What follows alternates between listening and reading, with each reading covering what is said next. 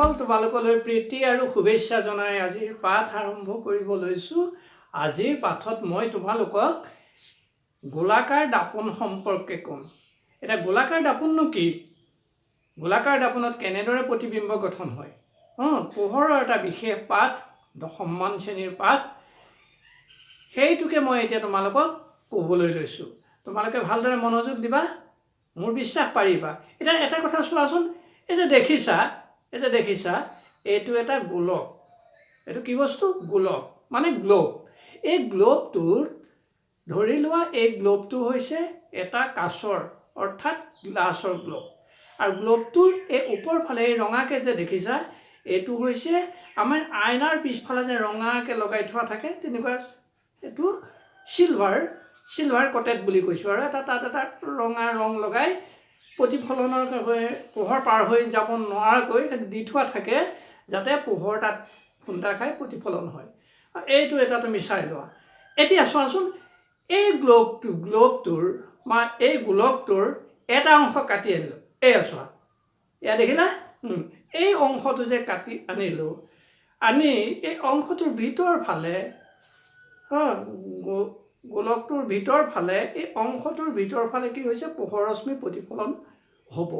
এতিয়া এই ভিতৰ অংশটো যিহেতু এনেকুৱা বেকা, হয় নাই? এই বেকা হোৱাৰ কাৰণে ভিতৰ অংশটো, এইটো ইংৰাজীত কয়, এনেকুৱা যিবিলাক আইনা বা এনেকুৱা দাপোন, এই দাপোনবিলাকক কোৱা হয়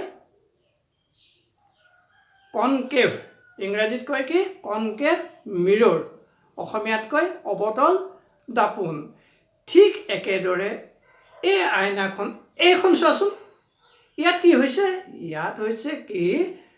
আইনাখনৰ প্ৰতিফলন পৃষ্ঠটো বাহিৰ ফালে আছে, অৰ্থাৎ গোলকটোৰ ভিতৰ ফালে কি দিয়া আছে? চিলভাৰ কটেড দি থোৱা আছে, মানে ৰঙা ৰংটো লগাই প্ৰতিফলন হ'বলৈ সুবিধা কৰি থোৱা হৈছে। এতিয়া এই আইনাখনৰ বাহিৰ ফালে প্ৰতিফলন হৈছে হ'ল। এতিয়া এনেকুৱা যিবিলাক আইনা, এইবিলাকক কোৱা হয় উত্তল দাপোন। আৰু এতিয়া মই তোমালোকক এই উত্তল দাপোন আৰু অৱতল দাপোনত কেনেদৰে প্ৰতিবিম্ব গঠন হয় সেইটোকে মই তোমালোকক ক'বলৈ লৈছোঁ। ইয়াৰ কিছুমান নিয়ম আছে, নিয়মবিলাক তোমালোকে ভালদৰে ফ'ল' কৰিবা, চাই যাবা। চাই গ'লে মোৰ বিশ্বাস খুব সহজে বুজি পাবা। কিন্তু এটা কথা মনত ৰাখিবা, এই যে গোলকটোৰ এটা কেন্দ্ৰ আছে নহয়, কেন্দ্ৰ নাই জানো? এই গোলকটোৰ যিটো কেন্দ্ৰ হ'ব, সেই কেন্দ্ৰটোৱেই এই আইনাখনৰো কেন্দ্ৰবিন্দু হৈ থাকিব। বা উত্তলেই হওক বা অৱতলেই হওক, এই দুইখন আইনাৰ ক্ষেত্ৰত ই কেন্দ্ৰবিন্দু হৈ থাকিব। বাৰু মই কৈছোঁ, তোমালোকে চাই যাবা। ছাত্ৰ ছাত্ৰীসকল, এতিয়া তোমালোকে এই অৱতল অৰ্থাৎ কনকেভ মিৰৰখন চোৱা। এই মিৰৰখন যিটো গোলকৰ পৰা কাটি অনা হৈছে, সেই গোলকটোৰ যিটো কেন্দ্ৰবিন্দু আছিল, এই দাপোনখনৰ কেন্দ্ৰবিন্দুটোও সেইটোৱেই হ'ব। ধৰি লোৱা এই দাপোনখনৰ সেই কেন্দ্ৰবিন্দুটো এইটো। এই কেন্দ্ৰবিন্দুটোক দাপোনখনৰ ভাজকেন্দ্ৰ, ইংৰাজীত চেণ্টাৰ অফ কাৰ্ভেচাৰ বুলি কোৱা হয়। ইয়াক চি আখৰে সূচোৱা হয়।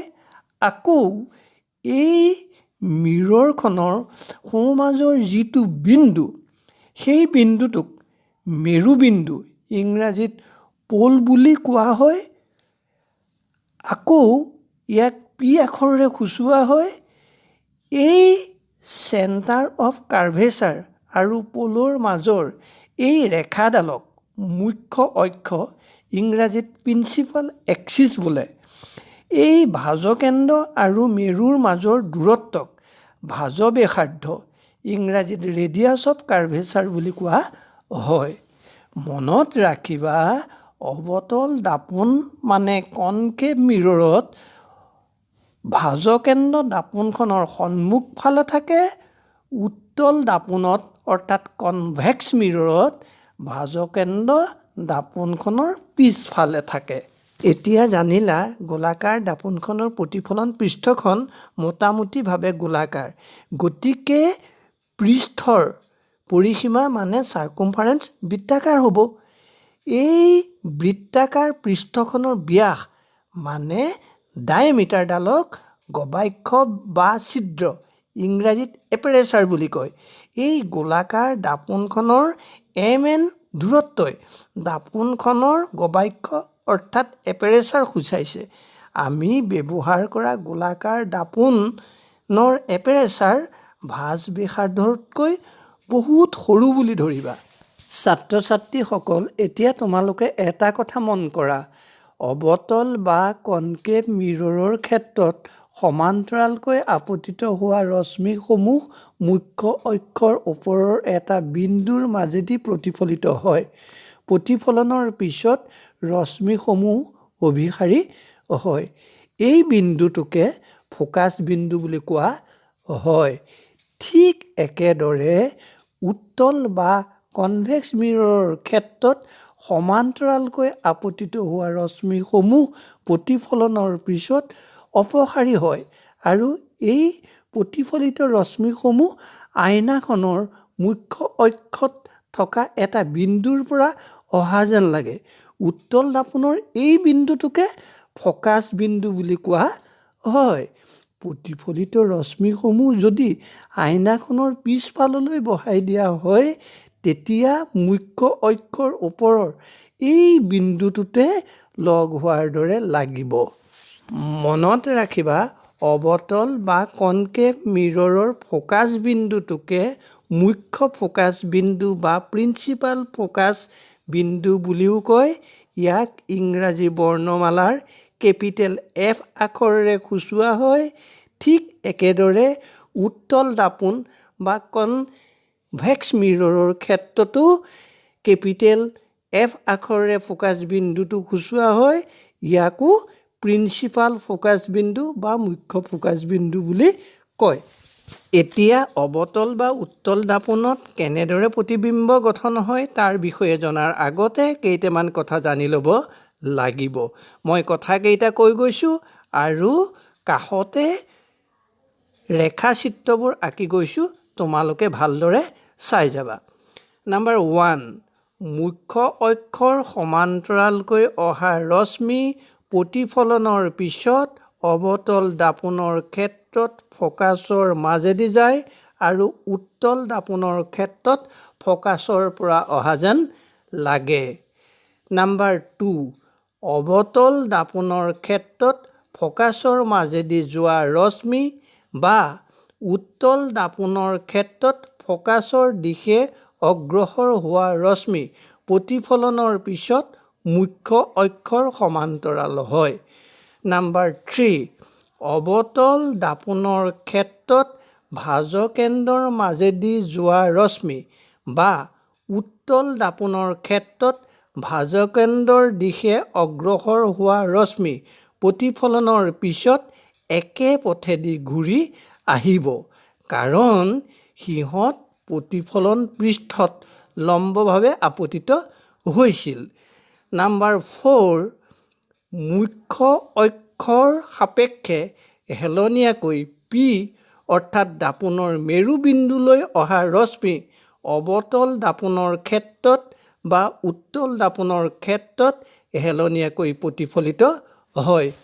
এতিয়া তোমালোকে অৱতল দাপোনত প্ৰতিবিম্ব কেনেদৰে গঠিত হয় চোৱা। ধৰি লোৱা এই অৱতল দাপোনখনত অসীম দূৰত্বৰ পৰা কোনো লক্ষ্যবস্তুৰ পৰা অহা ৰশ্মি আহি আপতিত হৈছে। প্ৰতিফলনৰ পাছত ৰশ্মিসমূহ ফোকাছত মিলিত হ'ব। অৰ্থাৎ অসীম দূৰত্বত লক্ষ্যবস্তু থাকিলে বিন্দুসম প্ৰতিবিম্ব ফোকাছত গঠিত হয়। ছাত্ৰ ছাত্ৰীসকল, মনত ৰাখিবা, লক্ষ্যবস্তুৰ পৰা বহু ৰশ্মি আহি দাপোনত পৰে, কিন্তু ইয়াত চিত্ৰ অঁকা বা বুজাবৰ সুবিধাৰ কাৰণে কেৱল দুটা আপতিত ৰশ্মিৰ বাবে পোৱা প্ৰতিফলিত ৰশ্মিৰ ছেদ বিন্দুটোত লক্ষ্যবস্তুৰ প্ৰতিবিম্ব গঠিত হোৱা দেখুওৱা হৈছে। আকৌ যদি লক্ষ্যবস্তু অসীম আৰু ভাজকেন্দ্ৰৰ মাজত থাকে, তেতিয়া চোৱা প্ৰতিবিম্ব ফোকাছ আৰু ভাজকেন্দ্ৰৰ মাজত লক্ষ্যবস্তুতকৈ সৰু আৰু ওলোটা প্ৰতিবিম্ব গঠন হয়। এই প্ৰতিবিম্ব সৎ অৰ্থাৎ ৰিয়েল ইমেজ হ'ব। ঠিক একেদৰে যদি লক্ষ্যবস্তু ভাজকেন্দ্ৰত থাকে তেতিয়া প্ৰতিবিম্ব ভাজকেন্দ্ৰতেই লক্ষ্যবস্তুৰ সমানেই সৎ অৰ্থাৎ ৰিয়েল আৰু ওলোটা প্ৰতিবিম্ব হ'ব। ৰেখাচিত্ৰবোৰ চাই গ'লে তোমালোকে ভালদৰে বুজি পাবা। যদি লক্ষ্যবস্তু ভাজকেন্দ্ৰ আৰু ফ'কাছৰ মাজত থাকে তেতিয়া প্ৰতিবিম্ব অসীম আৰু ভাজকেন্দ্ৰৰ মাজত উৎপন্ন হয়। এই প্ৰতিবিম্ব বিবৰ্ধিত, ওলোটা আৰু সৎ প্ৰতিবিম্ব হয়।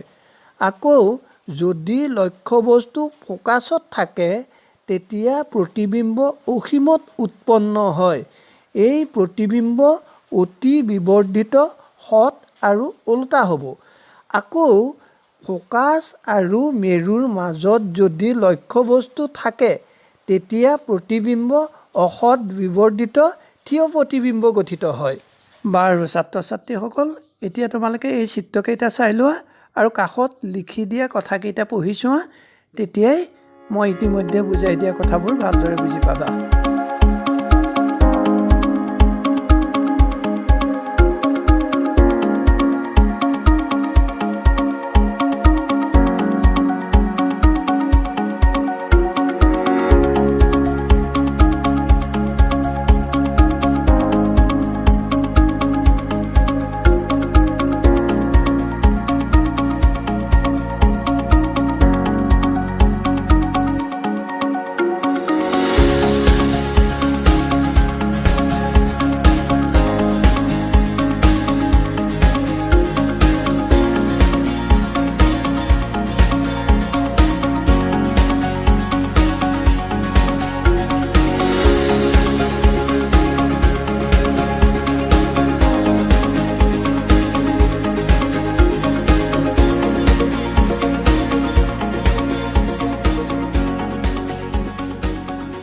ছাত্ৰ ছাত্ৰীসকল, তোমালোকে ইতিমধ্যে অৱতল দাপোনত চেণ্টাৰ অফ কাৰ্ভেচাৰ বা ফ'কাছ বিন্দু আৰু চেণ্টাৰ অফ কাৰ্ভেচাৰৰ মাজত লক্ষ্যবস্তু ৰাখিলে প্ৰতিবিম্ব ক'ত ক'ত গঠিত হয় দেখিলা।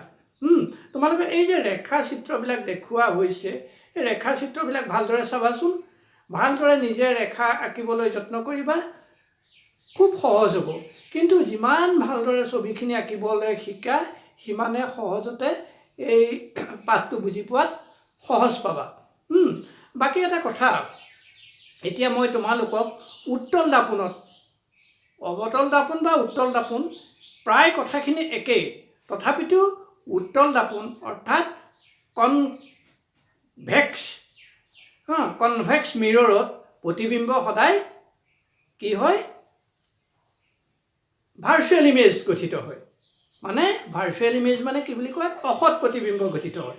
আৰু সেই অসৎ প্ৰতিবিম্ব কেনেদৰে গঠিত হয় মই দেখাইছোঁ, তোমালোকে ভালদৰে চাবা। যদি লক্ষ্যবস্তু অসীম দূৰত্বত থাকে তেতিয়া উত্তল দাপোনত প্ৰতিবিম্ব দাপোনখনৰ পিছফালে ফ'কাছত গঠিত হয়। প্ৰতিবিম্ব অতিশয় সংকুচিত, বিন্দু আকাৰৰ, অসৎ আৰু থিয় হয়। এই ৰেখাচিত্ৰ চালেই ভালদৰে বুজি পাবা। আকৌ যদি লক্ষ্যবস্তু অসীম দূৰত্ব আৰু দাপোনৰ মেৰু পি বিন্দুৰ মাজত থাকে তেতিয়া প্ৰতিবিম্ব পি অৰ্থাৎ মেৰু আৰু ফ'কাছৰ মাজত দাপোনৰ পিছফালে সংকুচিত আকাৰত সৃষ্টি হয়। এই প্ৰতিবিম্ব অসৎ আৰু থিয় প্ৰতিবিম্ব হয়। আমাৰ গাড়ী, মটৰ চাইকেল আদিত পিছলৈ চোৱাৰ বাবে এই কনভেক্স মিৰৰ মানে উত্তল দাপোন ব্যৱহাৰ কৰা হয়। গাড়ীৰ পিছফালে থকা বস্তুবোৰ সৰুকৈ বহল পৰিসৰত দেখিবলৈ সহজ হয়, ফলত গাড়ী চলোৱা বহু সুবিধা হয়। ছাত্ৰ ছাত্ৰীসকল, মই তোমালোকক ইতিমধ্যে কনকেভ আৰু কনভেক্স মিৰৰত কেনেদৰে প্ৰতিবিম্ব গঠিত হয় দেখুৱালোঁ। মানে অৱতল আৰু উত্তল দাপোনত কেনেদৰে প্ৰতিবিম্ব গঠিত হয় দেখালোঁ। তোমালোকে ৰেখাচিত্ৰবিলাক আঁকি নিজে ভালদৰে প্ৰেক্টিছ কৰিবা, খুব সহজ।